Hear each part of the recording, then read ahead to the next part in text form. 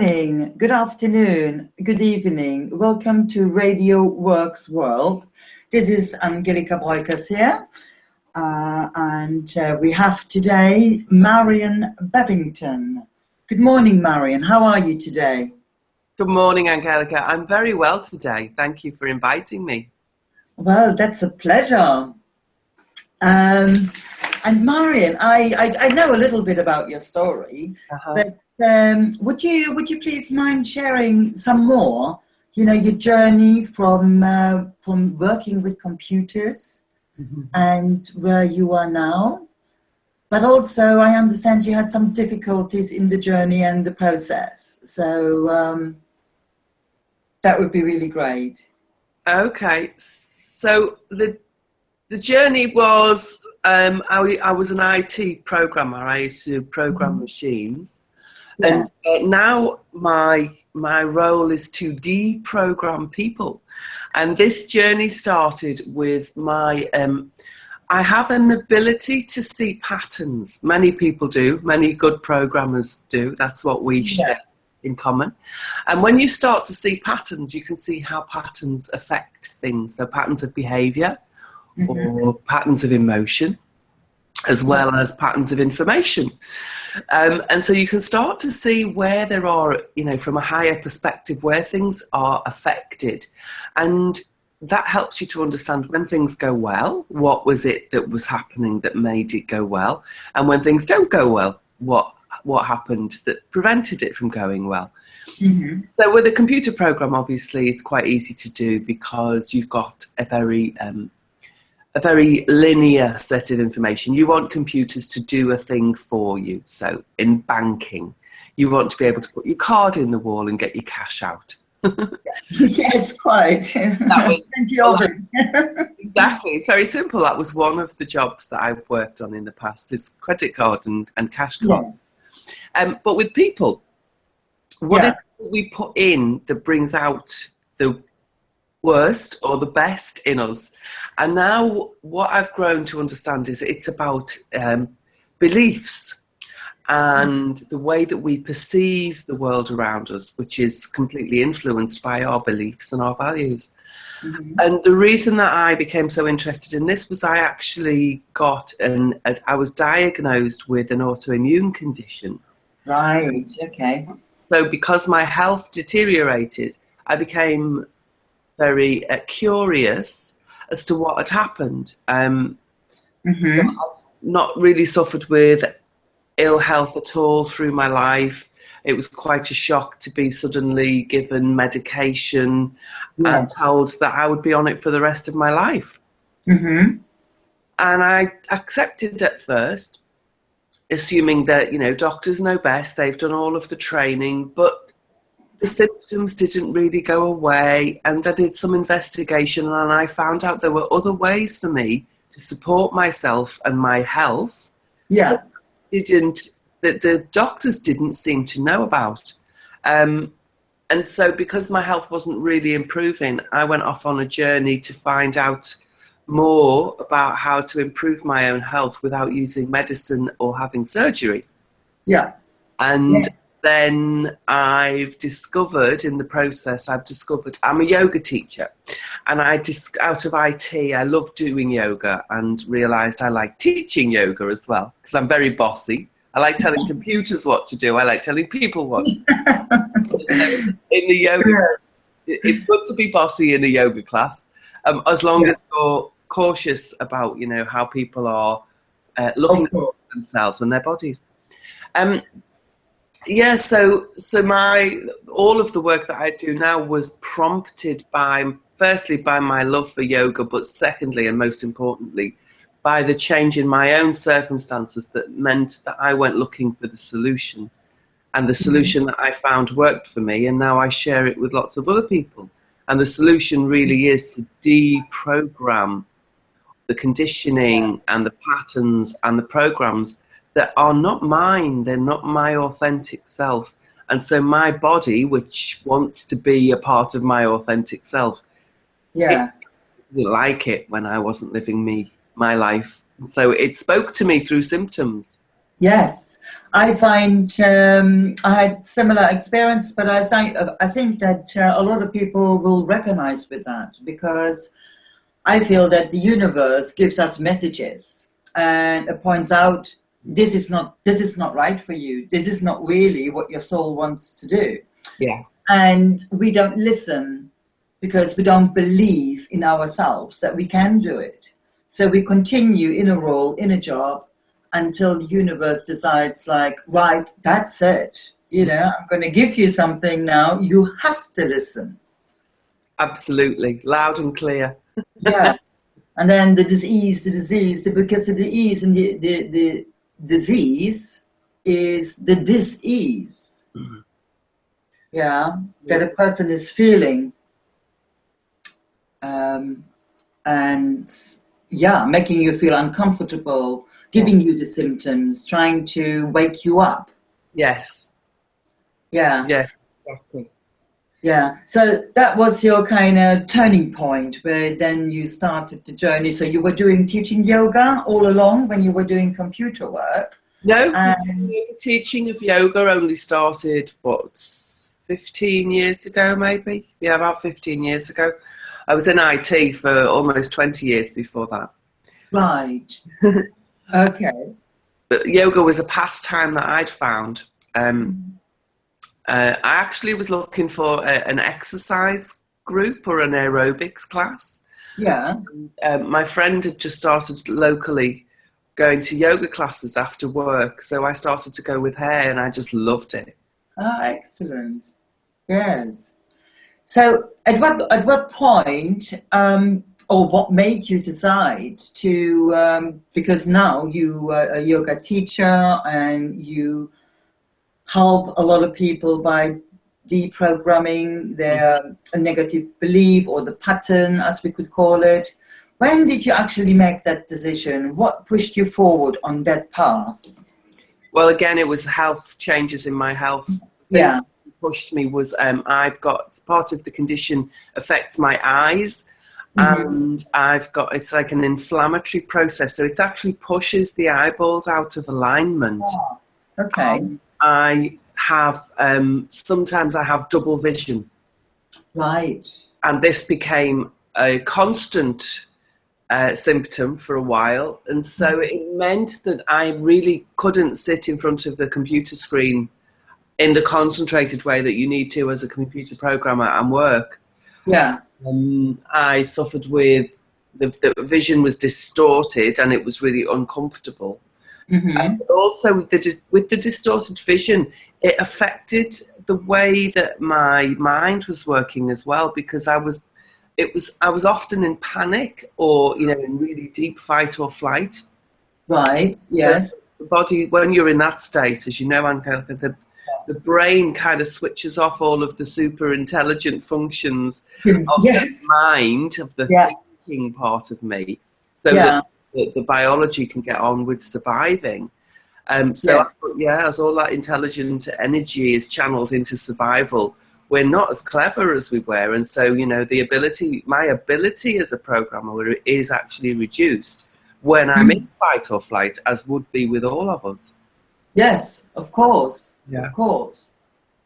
So, go on. Yeah, and what was clear to me with when the eye condition started, was that the medical world didn't actually know what had happened.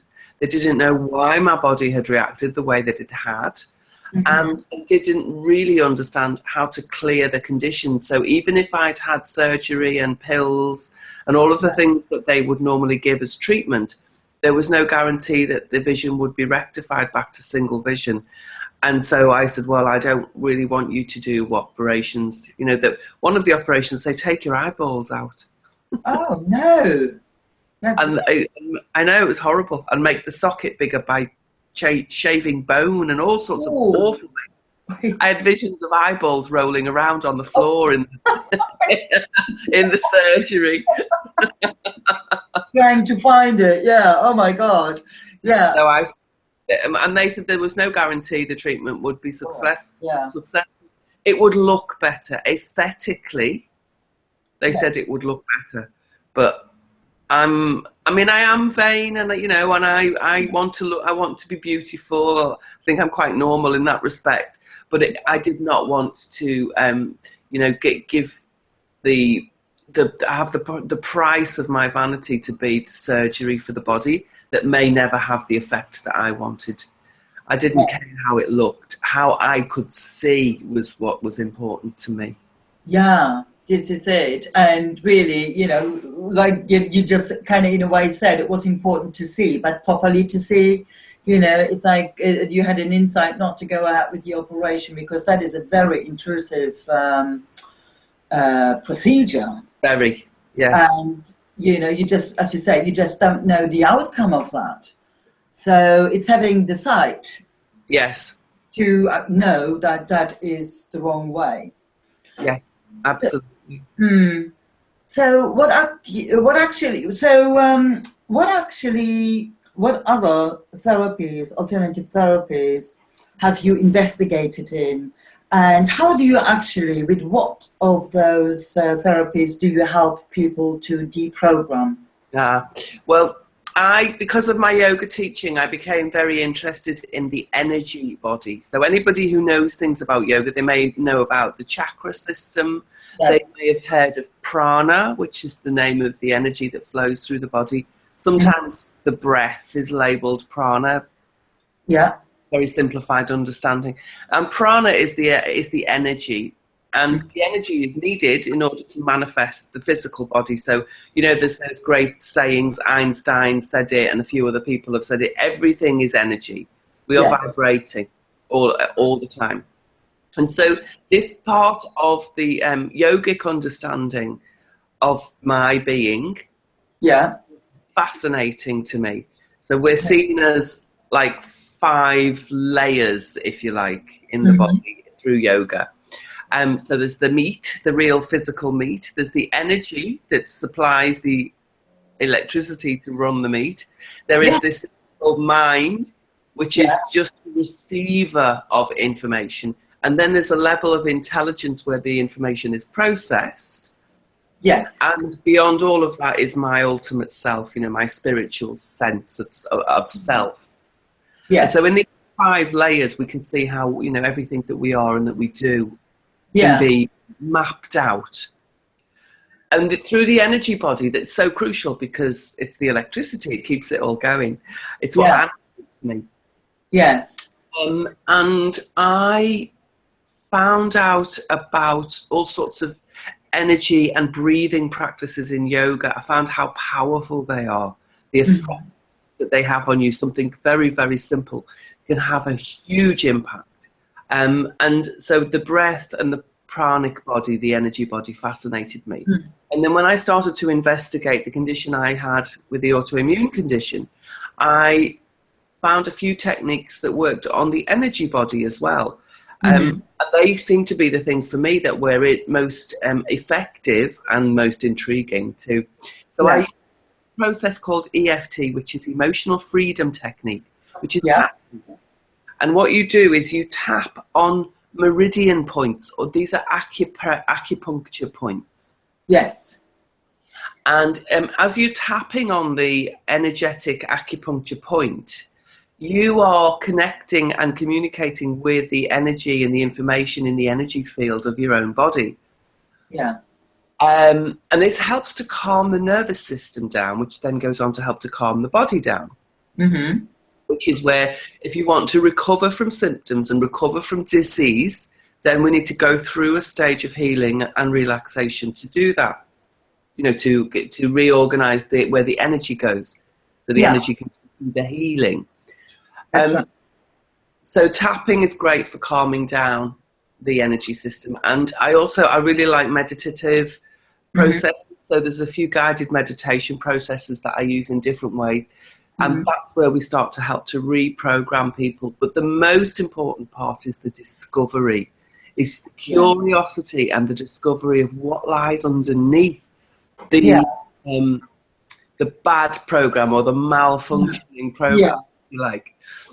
You know, like knowing you, it's like I know that sometimes we can hear or recognize pattern by listening to people and seeing their behavior. Yeah. But there is another way, really, isn't there, to go in deeper? Even deeper, absolutely, go completely unconscious. And that's to go to, I use a process called kinesiology. Mm-hmm. And kinesiology is using muscle testing. So Yeah. it's very similar science to what they use for lie detectors. Yes. So when you're lying or when you're not being honest, there are processes and behaviors in the body that give signals that things aren't running smoothly. Because when you're telling the truth, when you're just being really honest, then you don't have to panic or worry about what you're thinking. You're not worrying about how it's going to sound when you get to the end. It's not contrived, it's not manipulated or calculated. So you don't need to use those parts of the brain or those parts of yourself to communicate. There's a flow, there's a natural flow, and this is reflected in the energy of the body too. So when the flow isn't natural, when we're trying to impress or we're trying to create a story, then we have to use our energy, and so it starts to get it disrupted or a bit out of whack. Muscle testing can identify this part of us that's a bit out of whack, and it can show us what is in the way of our flow.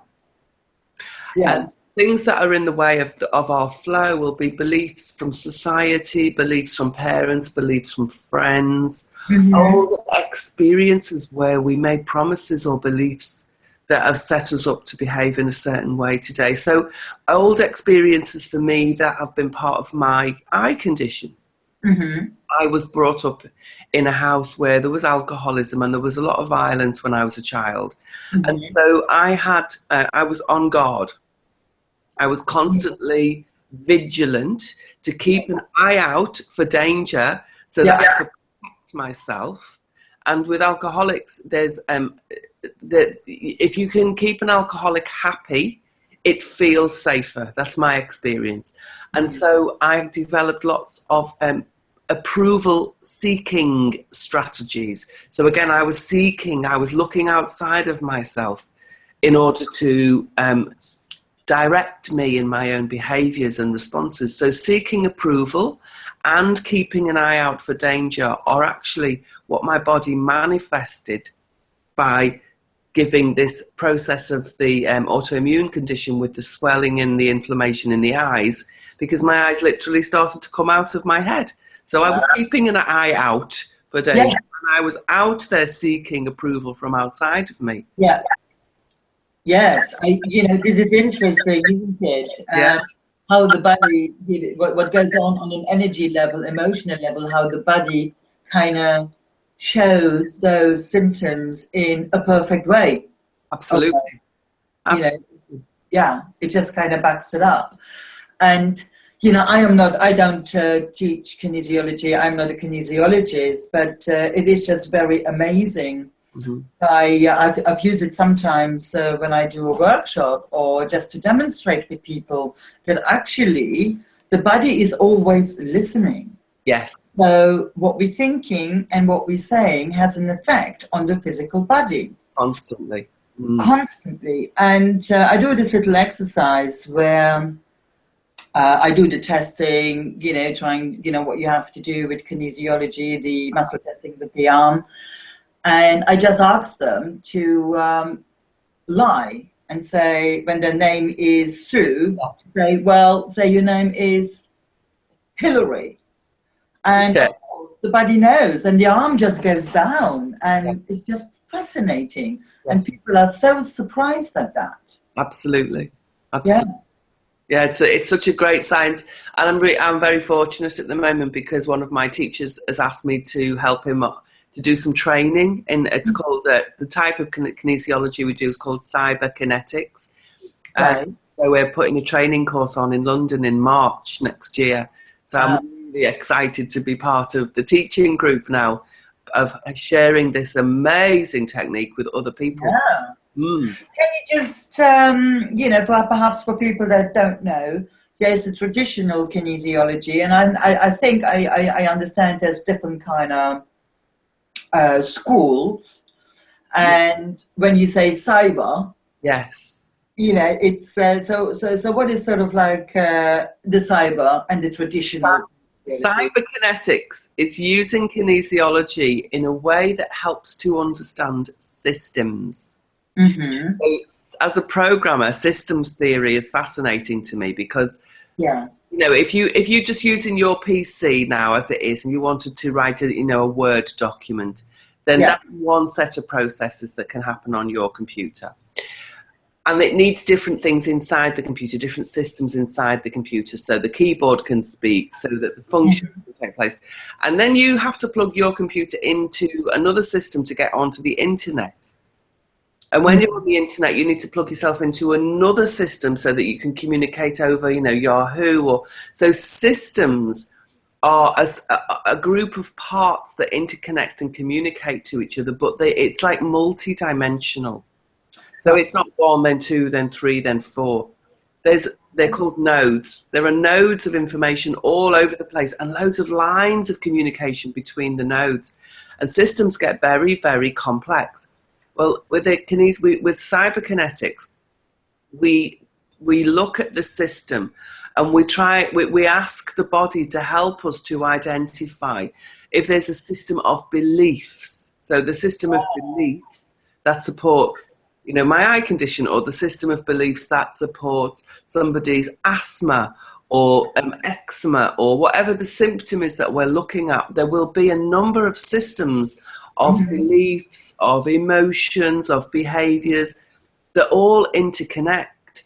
And with cyberkinetics, what we've got is a really clever way to navigate this system of information. Even though it's very complex, the body can help us to navigate through it in a way that identifies key pieces of information that we can work on now or in the near future that will to reduce the effect of this overall system when we're looking at symptoms. So it's a very geeky computer programmy way of looking at kinesiology. I'm trying to think about it in processes and to see how I see it.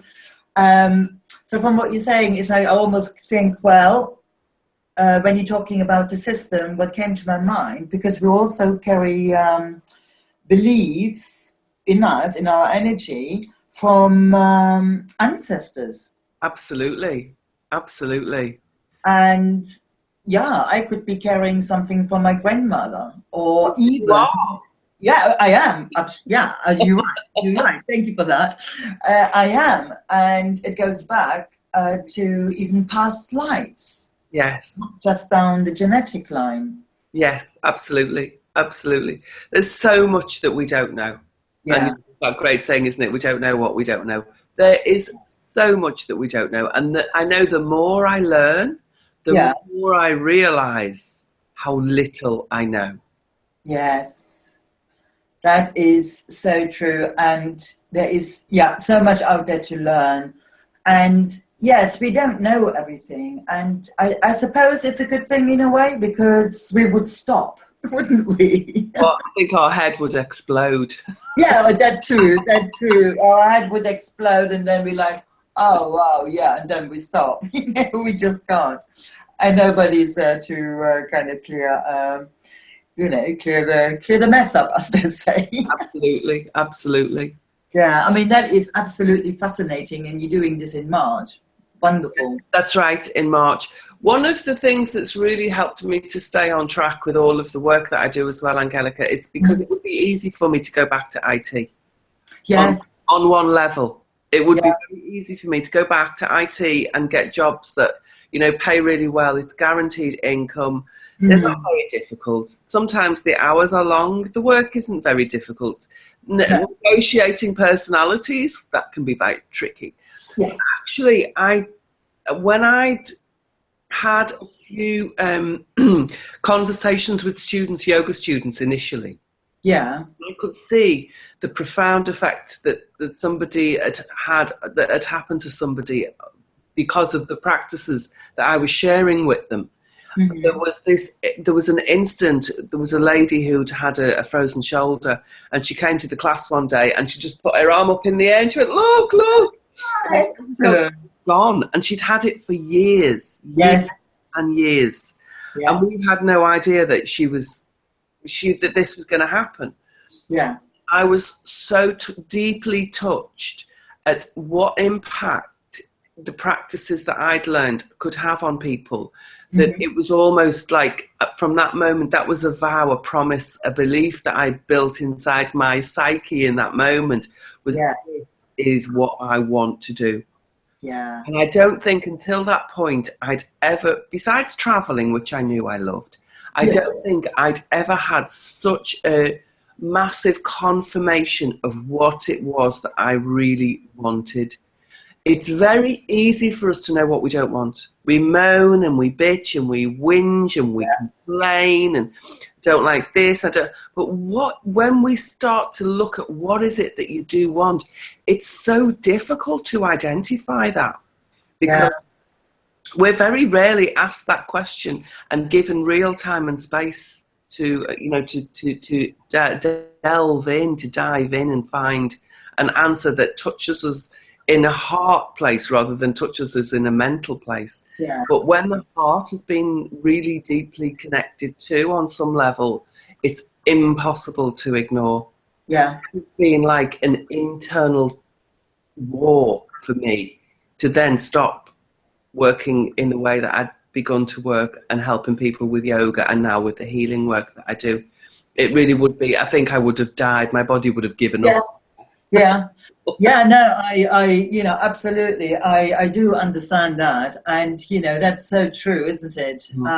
Because in that moment when, you had that realization, something was activated that gave you the energy and also the drive, because it was in alignment, if I may say, with your soul, with your higher self. And when that vibration happens, that's it. Absolutely.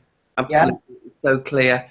But it also, because the head is so noisy and because conditioning is noisy and because this is so overwhelming, it's still really easy to miss the subtle signals of the heart and the I'm sure I have missed them several times. But I got better at listening. So, but it's for those people that are listening, it is so difficult because the world that we live in with the media, they keep everybody so busy. So we're constantly looking outside rather than inside. Absolutely. And it's crucial for me with the eye condition that I have. Looking outside is the worst thing for my body. It's the worst thing I can do. Yeah. Not being hard on myself. This is another huge lesson I've had. Is actually my journey is back to loving myself and realizing how magnificent I am. And all the time my head's going, oh, you can't say that. Oh, that's arrogant. Oh my God, you're a narcissist. And all these dreadful labels it's given me when I'm searching for my inner love. It's really difficult. Again, it's a very difficult journey because it goes against what we've been taught. It goes against the programming that we've received. Yeah. Creating that inner conflict again in the mind. And the mind is very noisy and very bossy. It is indeed.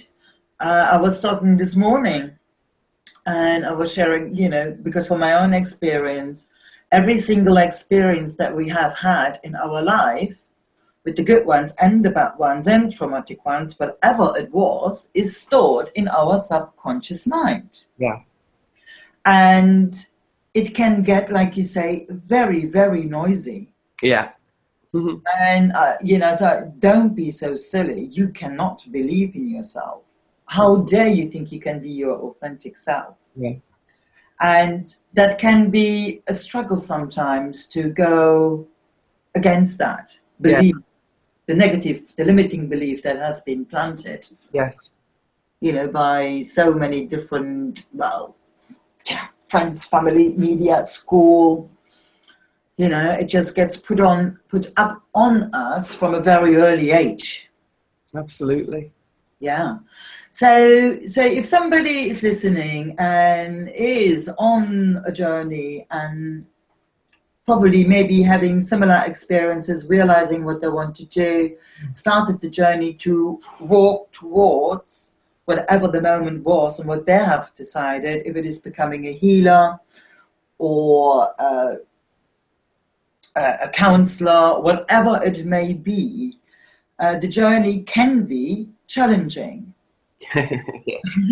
Can't it? So what is your view? What would be, some tips, some hints, that they could use so that they stay on the path when they're actually wavering and they find it extremely difficult and don't feel supported? Well, that's the key, I think, Angelika, is to find support, is to find communities and organisations that are in alignment with what your calling is, or whatever it is that's drawing your attention. If you're part, and there's different ways to create communities. It's so easy now online to find communities of like-minded people. There are, there are organisations like Meetup is another great one, where you can find out what's going on in your local area and meet people face to face.